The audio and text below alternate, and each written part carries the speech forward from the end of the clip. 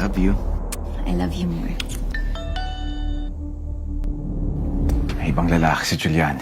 Gusto mo ba siyang hiwalayan? O gusto mo na nga namin? Nandito na ako. Tuparin mo yung pangako mo, ha? Napapakasalan mo ko. Tinuhong pa yung magkapatid. Ito ka mapapala mo! Wala ka rin namang ebidensya. Kaya mo bang mawala ako sa buhay mo? Magsisinungaling pa rin ba kaya? May ebidensya na ako, Tori. Sinira mo yung cellphone ko dahil ayaw mong lumabas yung totoo. You're about 8 weeks pregnant. This child will be Victor's greatest evidence against you. Positive ang result, Alex. Si Victor ang totoong ama ng dinadala ko.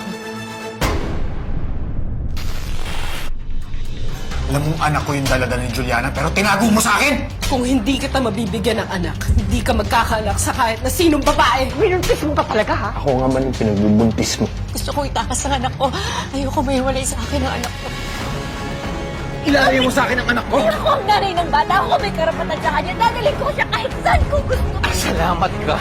Iniisip ko yung kapakanan ni Abby kaya hindi pa kita pinapakulong.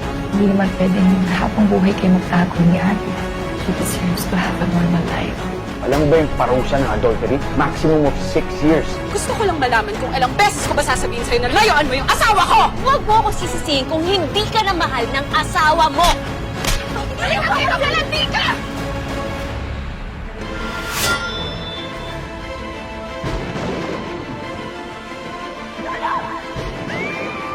Kung yun ang kailangan para matuto ka, then yes.